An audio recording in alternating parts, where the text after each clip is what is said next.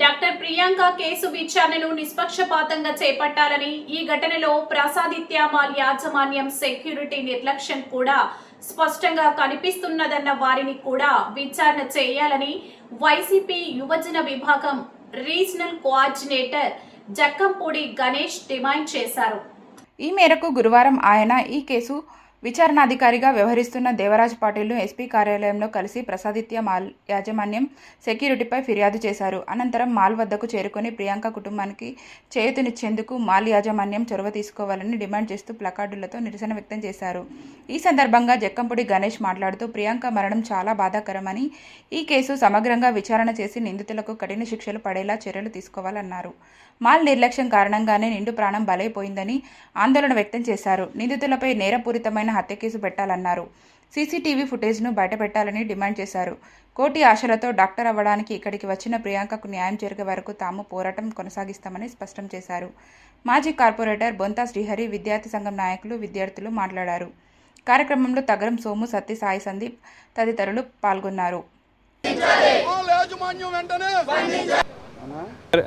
హత్యగా పరిగణించబడినటువంటి నేరపూరితమైనటువంటి మానవ హత్యగా దీన్ని పరిగణించాలి, కేసు కట్టాలి మాలవాళ్ళని చెప్పి డిమాండ్ చేసాం.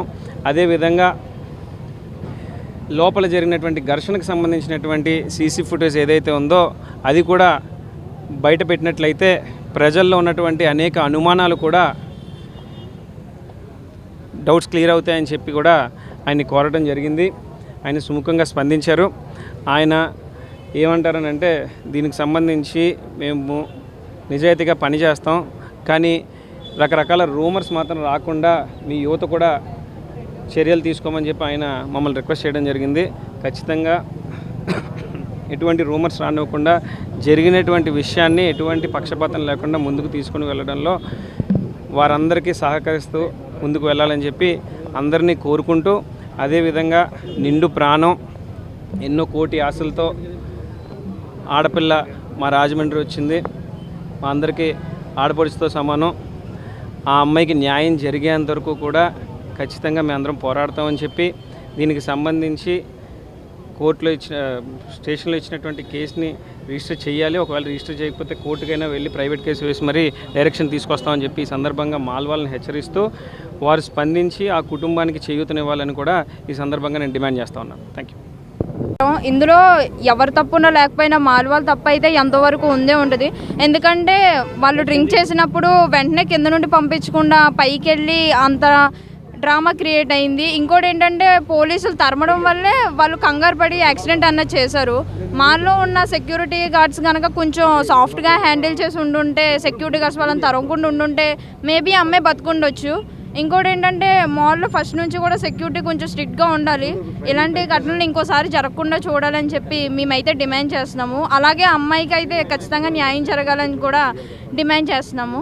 ఇలా ఎవిడెన్స్ని కనుక ట్యాంపరింగ్ చేస్తే 7 సంవత్సరాల కఠిన కారాగార శిక్ష విధించాలని చెప్తా ఉన్నారు. అలాగే ఆ రోజు ఎవరైతే సీసీటీవీ కెమెరా ఆపరేటర్గా ఉన్నారో వారిని, స్టాఫ్ని, అలాగే సెక్యూరిటీ గార్డ్ని, మాల్ యాజమాన్యాన్ని, మాల్ మేనేజర్ని తక్షణమే విచారించవలసినటువంటి తక్షణ అవసరం ఉంది. అలాగే విచారించి వాళ్ళని కో అక్యూజ్డ్ అంటే సహనిందితుల కింద చేర్చి వాళ్ళ మీద కూడా ఎఫ్ఐఆర్ నమోదు చేయవలసినటువంటి అవసరం ఉంది. అంతేకాకుండా మాలు టికెట్ తీసుకొని మాల్లో పార్కింగ్ చేస్తే మీ వినియోగదారులు మీ ప్రెమిసెస్లో జరిగితే కనీసం మానవత్వంతో ఒకరోజు మీరు సంతాప దినం ప్రకటించారా? కనీసం ఆ అమ్మాయి ఫోటోకి మీరు నివాళులు అర్పించారా? కనీసం మీలో మానవత్వం ఉందా అని ఈరోజు అడగదలుచుకున్నాం. ఒకరోజు వేతనాన్ని వాళ్ళ కుటుంబానికి సాయం కూడా చేయలేని పరిస్థితి, దుర్గమ పరిస్థితి మీ దగ్గర నుంచి ఏర్పడుతూ ఉంది. రాబోయే రోజుల్లో మాలు యాజమాన్యం పూర్తిగా ఆ అమ్మాయికి న్యాయం చేయకపోతే మేము ప్రత్యక్ష కార్యాచరణకి సిద్ధం చేస్తూ దశల వారీగా ఉద్యమం అనేది మొదలు పెడతాం. ఇలాంటి సంఘటనలో ఇప్పటిదాకా యాజమాన్యాన్ని ఎందుకు పిలిచి నష్టపరిహారం, మనిషి చనిపోవడం దురదృష్టకరం, మనిషి రాకపోవచ్చు, తూతూ మంత్రంగా మాత్రమే కొంతమంది నష్టపరిహారాలు చెల్లించడం జరిగింది.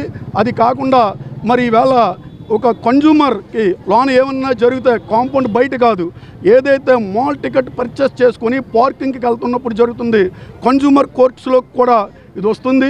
అలాగే ఏదన్నా జరిగితే సుమోటో కింద కూడా స్వీకరించవలసిన అనేక మంది ఉన్నారు. ఇప్పటికీ కూడా అటువంటి స్వీకరించకపోవడం, అవి పెట్టకపోవడం వల్ల ఈరోజు మరి విద్యార్థుల సహకారంతో జక్కంపూడి గణేష్ వెళ్ళి స్వయంగా ఎస్పీ ఆఫీసులో కంప్లైంట్ చేసి దీని మీద మాల్ యాజమాన్యాన్ని కూడా మరి ముద్దాయిల కింద పిలిచి విచారించి ఆ అమ్మాయికి తగు న్యాయం జరిగే వరకు అవసరమైతే జక్కంపూడి గణేష్ వ్యక్తిగతంగా చట్టపరమైన పోరాటాలు చేయడానికి ఈ రోజునే ఎస్పీ ఆఫీసులో శ్రీకారం చుట్టడం జరిగింది.